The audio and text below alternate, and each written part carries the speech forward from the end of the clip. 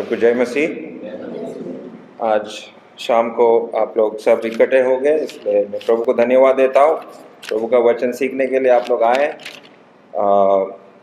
और करंट ना होने के बावजूद भी आप लोग यहाँ पर बैठकर प्रभु का वचन सीखना चाहते हैं, तो प्रभु निश्चय आपको आशीर्वाद देगा। तो आइए हमारे साथ इब्रानी का 9वां अध्याय, और हम लोग पढ़ेंगे 11 से लेकर 18 तक। 11 से लेकर 18, इब्रानी 9 अध्याय 11 से 18।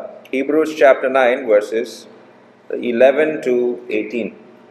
परंतु जब मसीह आने वाली अच्छी अच्छी वस्तुओं का महायाजक होकर आया, तो उसने और भी बड़े और शीघ्र तंबू से होकर, जो हाथ का बनाया हुआ नहीं अर्थात इस सृष्टि का नहीं, और बकरों और बछड़ों के लहू के द्वारा नहीं, पर अपने ही लहू के द्वारा एक ही बार पवित्र स्थान में प्रवेश किया और अनंत छुटकारा प्राप्त किया। क्योंकि जब बकरी और बैलों का लहू और कलोर की राख का अपवित्र लोगों पर छेका जाना शरीर की शुद्धता के लिए उन्हें पवित्र करता है, तो मसीह का लहू, जिसने अपने आप को सनातन आत्मा के द्वारा परमेश्वर के सामने निर्दोष चढ़ाया, तुम्हारे विवेक को मरे हुए कामों से क्यों न शुद्ध करेगा, ताकि तुम जीवित परमेश्वर की सेवा करो। इसी कारण वो नई बच्चा का मध्यस्थ है, ताकि उसकी मृत्यु के द्वारा जो पहली बच्चा के समय के अपराधों से छुटकारा पाने के लिए हुई है, बुलाए हुए लोग प्रतिज्ञा के अनुसार अनंत विनाश को प्राप्त करें। क्योंकि जहाँ बच्चा बांधी गई है, वहाँ बच्चा बांधने वाले की मृत्यु का समझ लेना भी अवश्य है, क्योंकि ऐसी बच्चा मरने पर पक्की होती है, और जब तक बच्चा बांधने वाला जीवित रहता है, तब तक बच्चा काम की नहीं होती। इसीलिए पहली बच्चा भी बिना लहू के नहीं बांधी गई। Thank you brother. परमेश्वर अपने पढ़े हुए वचनों पर आशीर्वाद दे।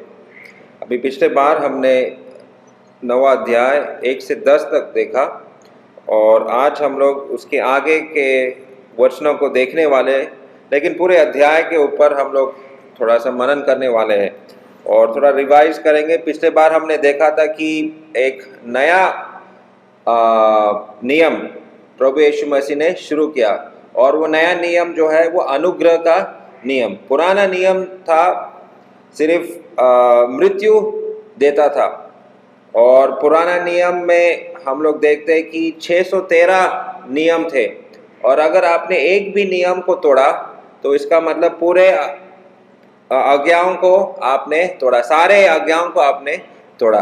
इसलिए परमेश्वर ने एक नया नियम शुरू किया, और ये अनुग्रह का नियम है, और हम इस नए नियम के नीचे हैं। और पुराने नियम में भी कुछ नियम थे जो आज जो नया नियम के विश्वासी लोग भी उन्हीं नियमों को हम लोग मानते हैं। और वो नियम क्या था? हमने देखा कि पाप हमारे और परमेश्वर के बीच में दूरी लाता है, और पाप ये बहुत बड़ा समस्या है परमेश्वर के सामने, क्योंकि परमेश्वर पवित्र है, और हम लोग परमेश्वर के पास एक मध्यस्थ, एक मीडिएटर के द्वारा ही हम लोग जा सकते हैं। We can approach God only through a mediator, और वो एक याजक या महायाजक के द्वारा ही हम परमेश्वर के पास हम जा सकते थे। तो वो पिछले बार हमने देखा, और वो मध्यस्थ जो है लहू के द्वारा ही परमेश्वर के सामने वो आ सकता है, और पाप का मजदूरी मृत्यु है, तो वो लहू जो है मृत्यु का एक दृश्य है। ये सारी चीजें हमने पिछले बार देखा। और वो पुराने नियम जो है परमेश्वर ने सिर्फ कुछ ही समय के लिए उन्होंने रखा था। जब प्रभु यीशु मसीह क्रूस पर मरा और वो गाड़ा गया और जिंदा हुआ, तब वो पुराना नियम समाप्त हो गया, और हम लोग एक नया नियम के नीचे है।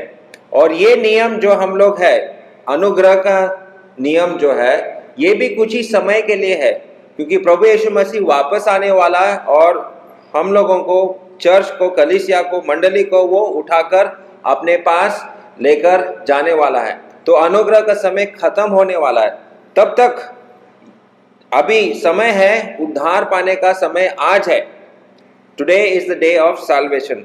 और ये सारे चीज़ें इब्रानी का पुस्तक में हम लोग देख सकते हैं। और पिछली बार भी हमने ये भी फोटो हमने देखा था कि ये वाचा का संदूक, और ये वाचा का संदूक कैसे है, 2 स्वर्गदूत वहां पर है, और वो वाचा का संदूक उसको दया सन भी कहते हैं, द मर्सी सीट, मतलब परमेश्वर का एक क्या बोलेंगे, उपस्थिति का एक चित्र है। ये परमेश्वर वहां पर है, इसका एक दृश्य इस वाचा का संदूक के द्वारा हम लोग देखे। और उस वाचा के संदूक के अंदर भी 3 चीजें हमने देखा थे। उसके अंदर क्या क्या है, किसी को याद है?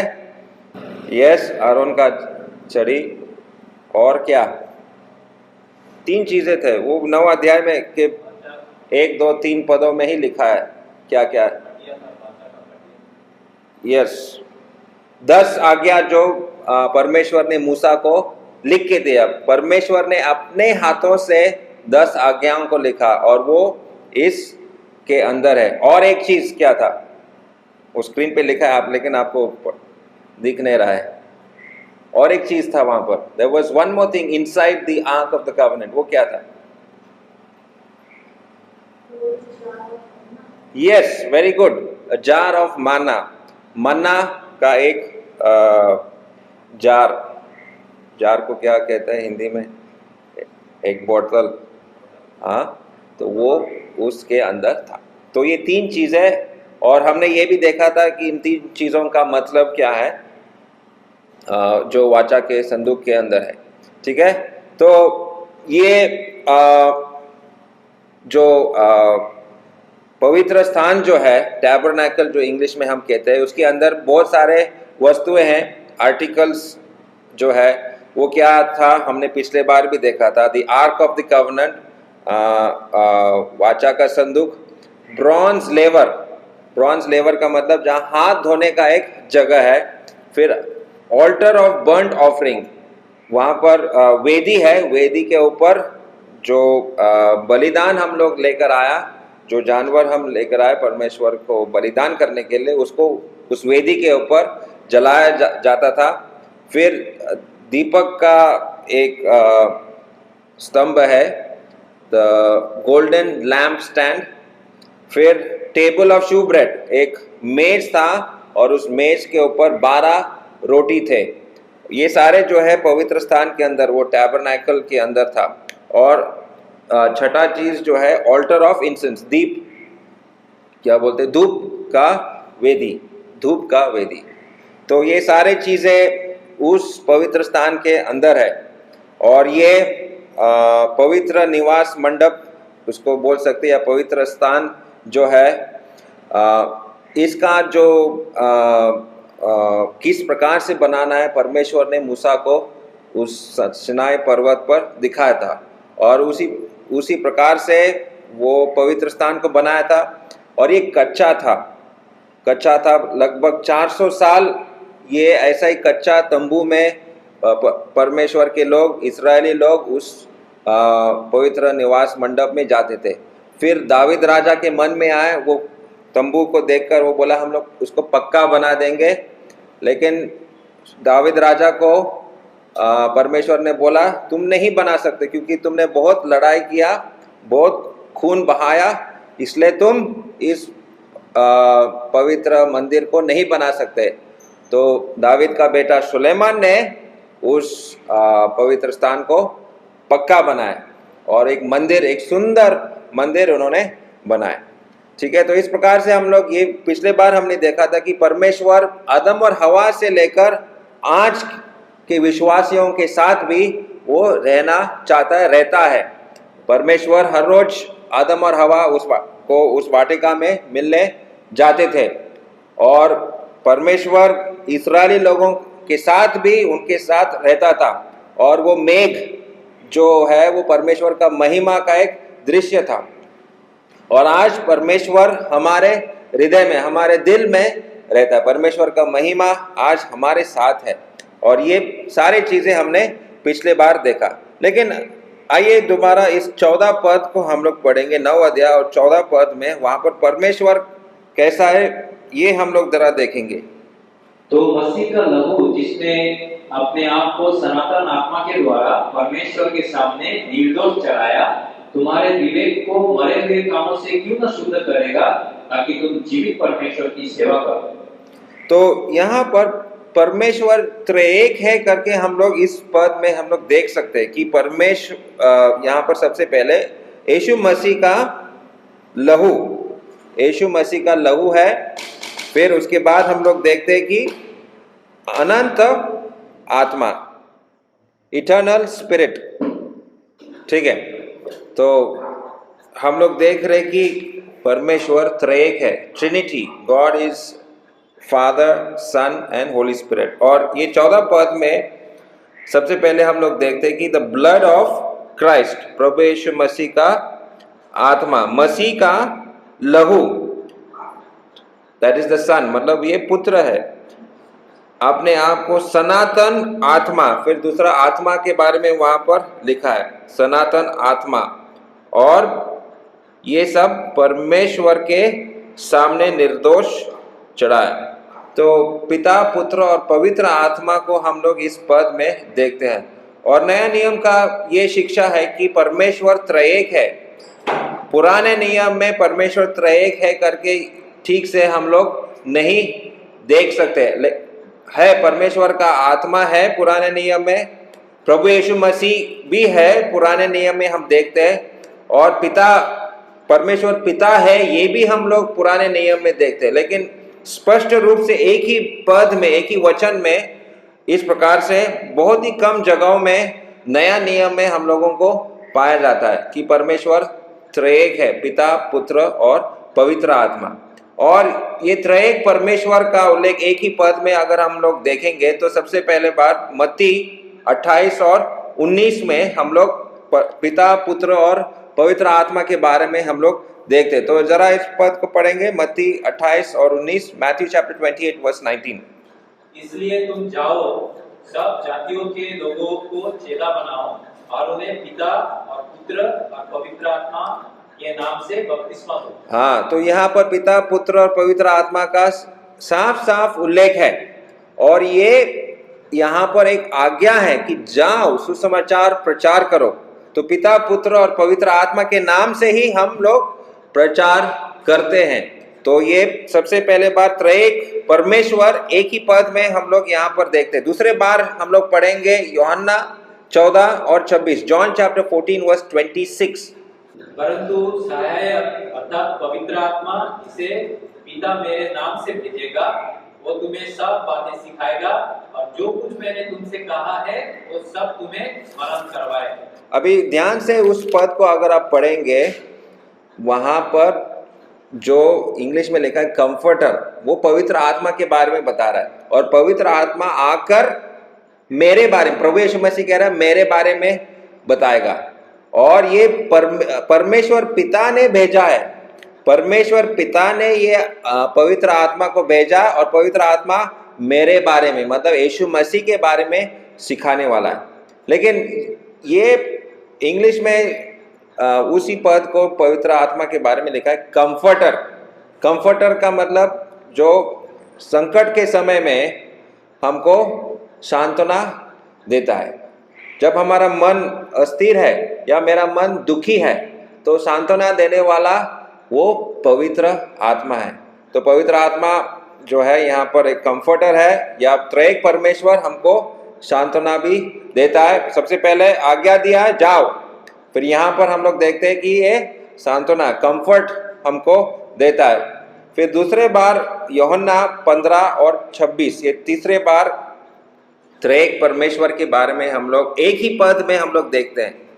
परंतु जब वो सहायक आएगा जिसे मैं तुम्हारे पास पिता की ओर से भेजूंगा, अर्थात सत्य का आत्मा जो पिता की ओर से निकलता है, तो वो मेरी गवाही देगा। वो मेरी गवाही देगा। वही बात जो यूहन्ना 14:26 में, 15 और 26 में भी। और ये सहायक भी करता है, इज अ हेल्पर। त्रयेक परमेश्वर हमारा सहायक है, he is my helper. He commands, आज्ञा देता है, वो हमको कंफर्ट या सांत्वना देता है और हमारा सहायक है। तो ये तीसरे बार त्रिएक परमेश्वर एक ही पद में हम लोग देखते हैं। और चौथा बार द फोर्थ टाइम 2 कोरिन्थ 13 और 14, 2 Corinthians chapter 13 verse 14, त्रिएक परमेश्वर का उल्लेख एक ही पद में हम देख सकते हैं। प्रभु यीशु मसीह का अनुग्रह और परमेश्वर का प्रेम और पवित्र आत्मा की सहभागिता उन सबके साथ होता रहे। तो यहाँ पर त्रिएक परमेश्वर दोबारा एक ही पद में हम लोग देखते हैं, लेकिन ये त्रिएक परमेश्वर सहभागिता के बारे में बता रहे हैं, इंग्लिश में कम्युनियन। तो हमारा सहभागिता सिर्फ दूसरे विश्वासियों के साथ नहीं है, हमारा सहभागिता त्रिएक परमेश्वर के साथ है। तो हमने देखा त्रिएक परमेश्वर आज्ञा दे रहा है, त्रिएक परमेश्वर हमको सांत्वना दे रहा है, त्रिएक परमेश्वर हमारा सहायक है, और यहाँ पर चौथा बार हम लोग देख रहे हैं कि वो सहभागिता भी देखता है, ही कम्यून्स विद अस। और गलती 4 और 6 देखो, गलती 4 और 6। और तुम जो पुत्र हो, इसलिए परमेश्वर ने अपने पुत्रों के आत्मा को जो हे अब्बा हे पिता का पुकारता है हमारे हृदय में भेजा है। हाँ, तो यहाँ पर भी ये त्रिएक परमेश्वर एक ही पद में दिखा है, लेकिन यहाँ पर इंग्लिश में कहता है अडॉप्शन। अडॉप्शन शब्द क्या है हिंदी में, किसी को मालूम है? ये त्रिएक परमेश्वर ने हमको अपने संतान बनने का अधिकार हमको दिया। अडॉप्ट के वो कोई शब्द है बांग्ला में या हिंदी में? हाँ, दत्तक। हाँ, त्रिएक परमेश्वर ने हमको दत्तक किया, ही अडॉप्टेड अस। अभी हम लोग उस त्रिएक परमेश्वर के बच्चे हैं। तो इस प्रकार से ये त्रिएक परमेश्वर गलती 4 और 6 में दत्तकपन के बारे में हमको बता रहा है। छठा बार इफिसियों 6 और 18 में त्रिएक परमेश्वर एक ही पद में हम लोग पढ़ सकते हैं। 2 का 18, इफिशियंस 2 verse 18। क्योंकि उसी के द्वारा हम दोनों की एक आत्मा में पिता के पास पहुंच होती है। ठीक है, तो पिता के पास पवित्र आत्मा के द्वारा, पुत्र के द्वारा हम प्रवेश कर सकते हैं। ये एक्सेस हमको मिला स्वर्ग जाने का, परमेश्वर के पास जाने का जो क्या वो बोलते हैं, द्वार जो है, एक्सेस का शब्द क्या है वहाँ हिंदी में? प्रवेश। हाँ, प्रवेश कर सकते हैं हम लोग। तो त्रिएक परमेश्वर उसके घर में प्रवेश करने का अधिकार भी हमको देता है। नहीं तो हमारा कोई अधिकार नहीं है, स्वर्ग जाने का अधिकार नहीं है, उसके घर में जाने का अधिकार नहीं, लेकिन पिता, पुत्र और पवित्र आत्मा ने हमको प्रवेश करने का अधिकार दिया। और आखिरी बात ये अभी 14 पद में हमने पढ़ लिया, इब्रानी 9 का 14 हमने पढ़ा कि वहां पर पिता, पुत्र और पवित्र आत्मा हम लोगों को शुद्ध करता है। तो ये सारे चीजें त्रिएक परमेश्वर हमारे लिए कर रहा है, हमको आज्ञा दे रहा है, हमको सांत्वना दे रहा है, हमारा सहायक है, सहभागिता हमारे साथ ये त्रिएक परमेश्वर करता है। हमको अडॉप्ट किया, दिया, दत्तक किया, फिर हमको प्रवेश करने का अधिकार दिया और हमको साफ किया, हमारे सारे पापों से उन्होंने हमको शुद्ध किया। तो ये त्रिएक परमेश्वर का बारे में इस 14 पद में हम लोग देखते हैं। लेकिन यहाँ पर एक शब्द जो बार बार इस 9 अध्याय में उल्लेख किया गया है वो रक्त के बारे में, खून के बारे में।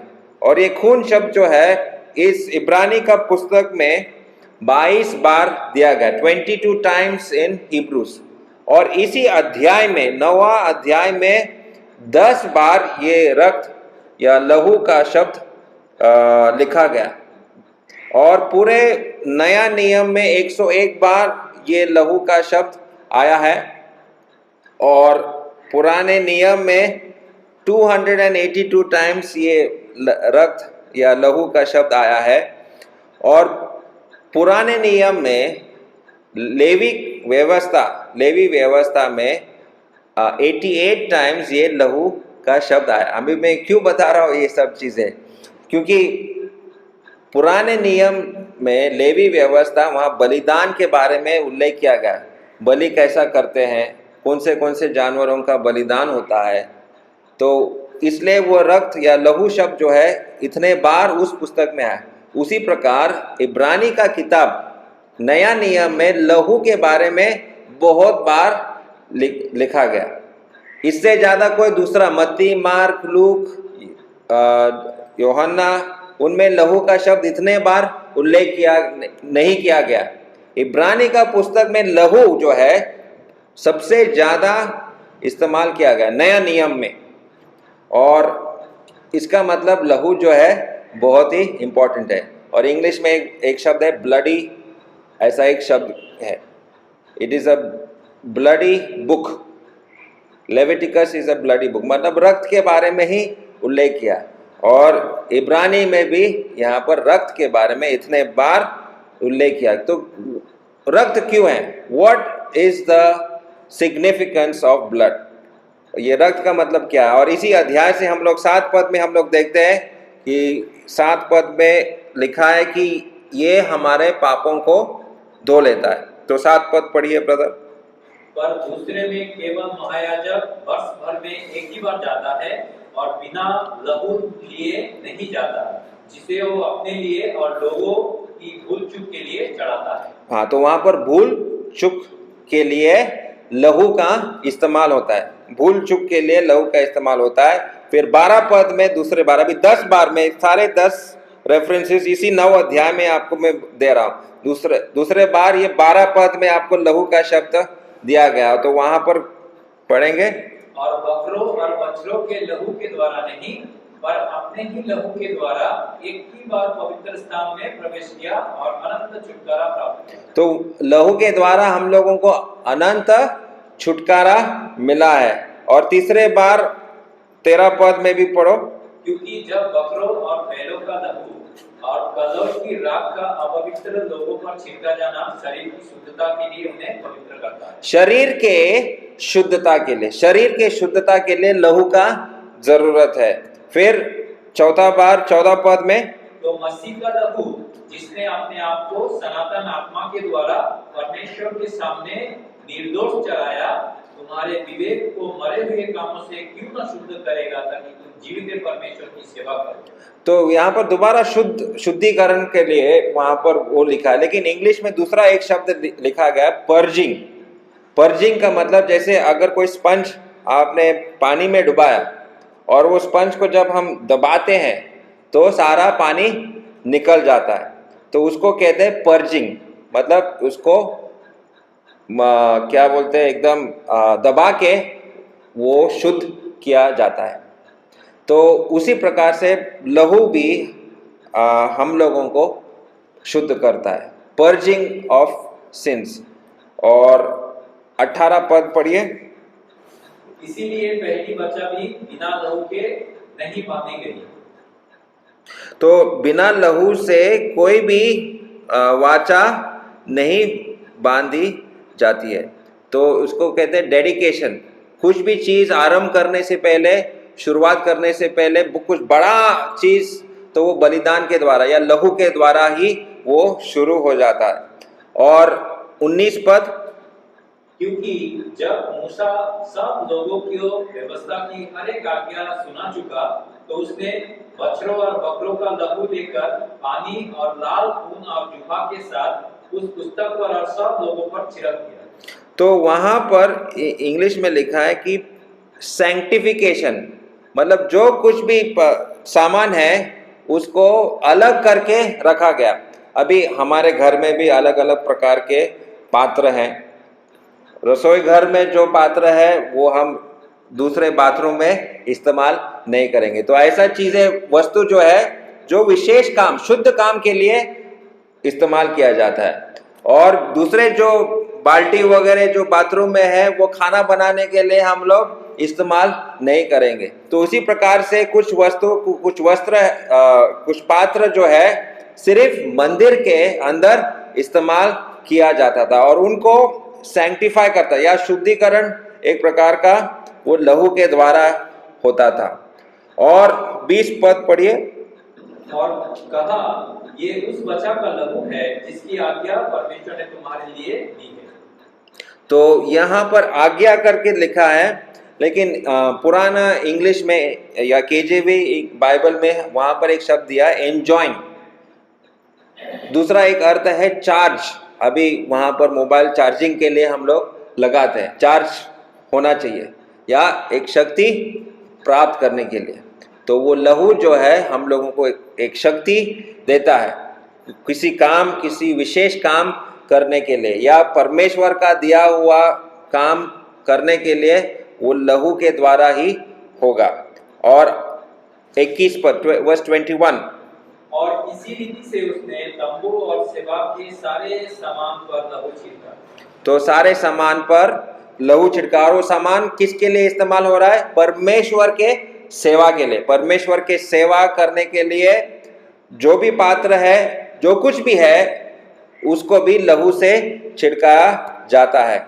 और 22 पद, सच तो ये है कि व्यवस्था के अनुसार प्राय सब वस्तुएं लहू के द्वारा शुद्ध की जाती है, और बिना लहू बहाए पापों की क्षमा नहीं। हाँ, बिना लहू बहाया पापों की क्षमा नहीं। अगर आपको पाप क्षमा मिलना है तो लहू का जरूरत है।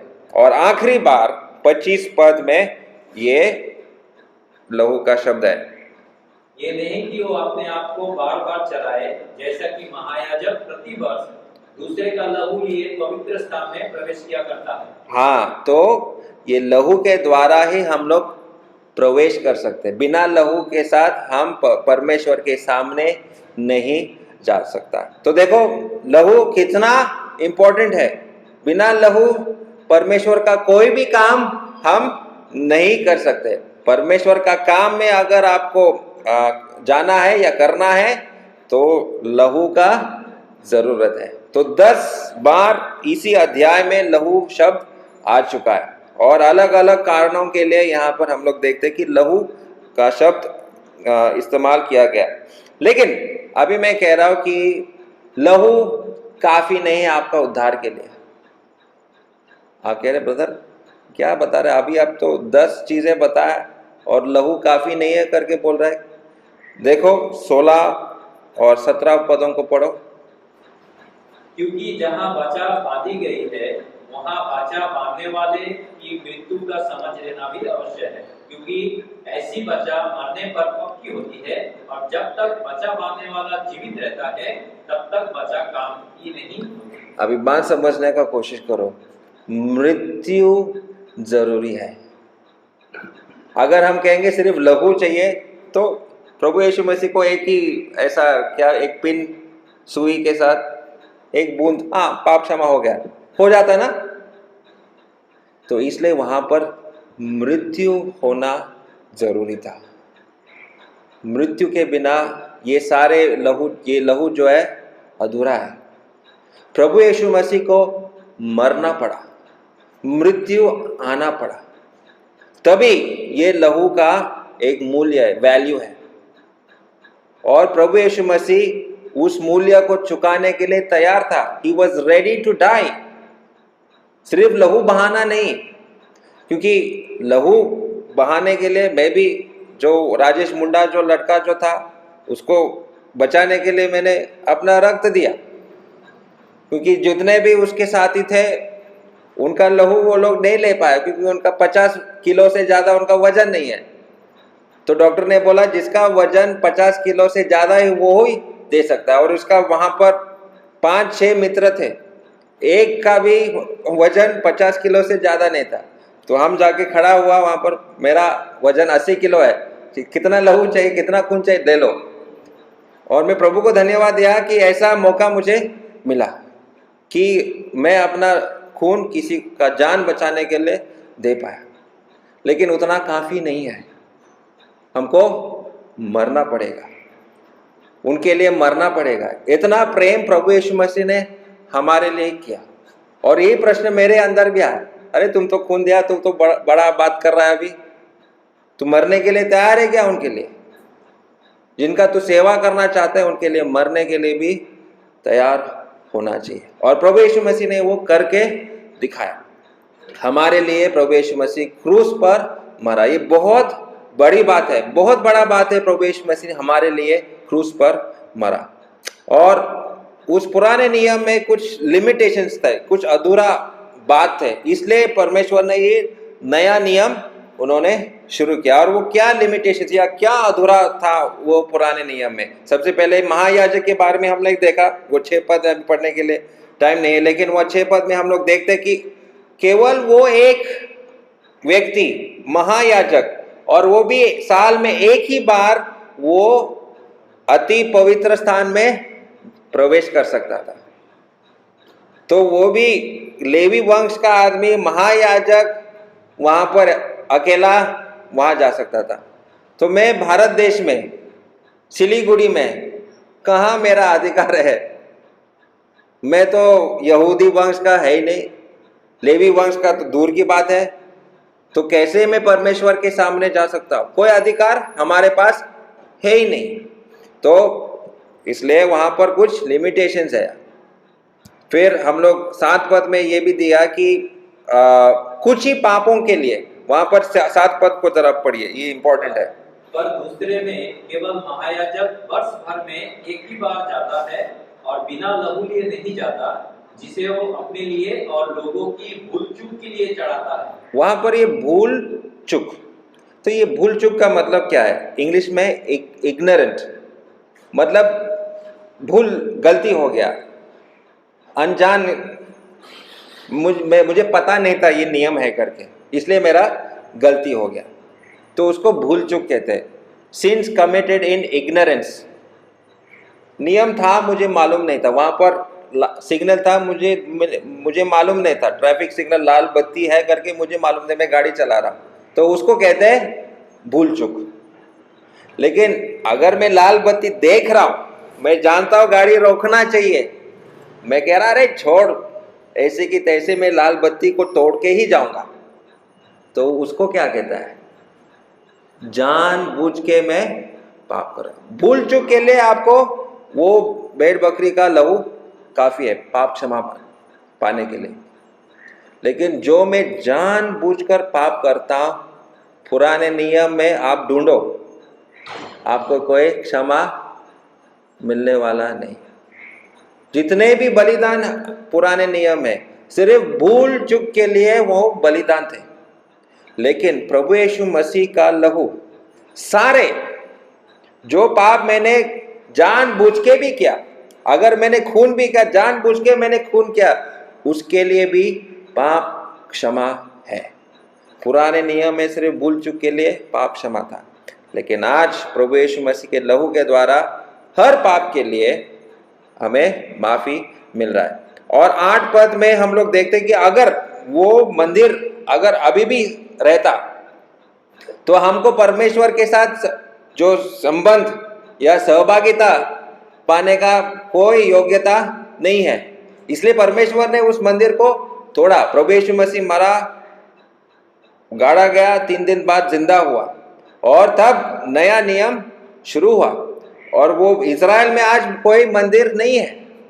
इजरायली लोगों का आज बहुत कोशिश है कि वो एक नया, एक पक्का घर, पक्का मंदिर वो बनाए, लेकिन वो अभी तक नहीं बना।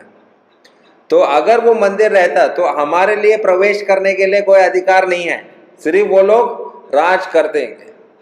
तो वो परमेश्वर ने उसको हटा दिया।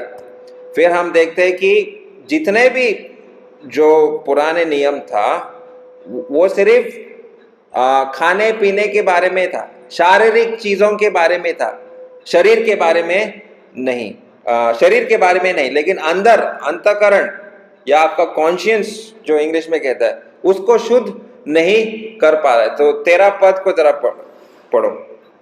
क्योंकि जब बकरों और बैलों का लहू और कलोल की राख का अपवित्र लोगों पर छिड़का जाना शरीर की शुद्धता के लिए उन्हें पवित्र करता है। सिर्फ शरीर के शुद्धता के लिए थे। जो पुराने नियम में जितने भी बलिदान होता था वो सिर्फ शरीर का शुद्धता के लिए था, अंदर का अंतःकरण के लिए वो शुद्ध नहीं होता। और प्रभु यीशु मसीह का जो बलिदान, हमारा अंतःकरण अंदर से वो हमको शुद्ध करता है, मेरा मन परिवर्तन होता है। सही क्या गलत क्या पहले मैं नहीं जानता, लेकिन जब मैं बाइबल पढ़ना शुरू किया, जब पवित्र आत्मा मेरे अंदर कार्य करना शुरू किया, सही क्या गलत क्या वो पवित्र आत्मा ने मुझे सिखाया। तो इस प्रकार से अंदर से ये मेरा परिवर्तन करता है। और ये बार बार ये बलिदानों को देना पड़ता था। और 25 पद को हम पढ़ेंगे। ये नहीं कि वो अपने आप को बार बार चढ़ाए, जैसा कि महायाजक प्रति वर्ष दूसरे का लहू लिए पवित्र स्थान में प्रवेश किया करता है। तो बार बार वो करता था, हर साल बलिदान, हर साल बलिदान, और वहां पर हजारों हजारों भेड़ बकरियों का बलिदान होता था। लेकिन आज हमको ये सारे बलिदानों का दरकार नहीं है, जरूरत नहीं है, हम इनको नहीं देना पड़ता है। प्रभु यीशु मसीह ने एक ही बार किया और समाप्त किया, कार्य समाप्त हुआ। तो आखिरी चीज जो यहाँ पर है 28 पद हम लोग पढ़ेंगे। वैसे ही मसीह भी बहुतों के पापों को उठा लेने के लिए एक बार बलिदान हुआ, और जो लोग उसकी बात जोते हैं उनके उद्धार के लिए दूसरी बार बिना पाप उठाए हुए दिखाई देगा। हाँ, तो प्रभु यीशु मसीह का जो बलिदान हुआ पूरे संसार के लिए था। पुराने नियम का जो बलिदान सिर्फ इस्राएली लोगों के लिए, जो यरूशलेम जा सकते हैं उनके लिए था। तो हम लोग कहाँ हैं? हमारे लिए वो नहीं था। लेकिन प्रभु यीशु मसीह का बलिदान की वजह से ये पूरा दुनिया के लिए पाप क्षमा हमको मिल रहा है। और यहाँ पर हम लोग या सिलीगुड़ी में बैठे, यहाँ पर हम लोगों को ये पाप क्षमा हमको मिलने का मौका मिल रहा है। आज हम प्रभु यीशु मसीह के साथ त्रैक परमेश्वर के साथ हम लोग सहभागिता रख सकते थे। पुराने नियम में ये सहभागिता नहीं था, इतना मौका उनको नहीं था। आज हम लोगों को ये मौका है। तो इसी मौका को हम लोग इस्तेमाल करेंगे और परमेश्वर की महिमा हमारे जीवन में करते रहेंगे। तो यहाँ पर हम लोग 9वां अध्याय को समाप्त करते हैं। सुनने के लिए बहुत बहुत धन्यवाद। Thank you.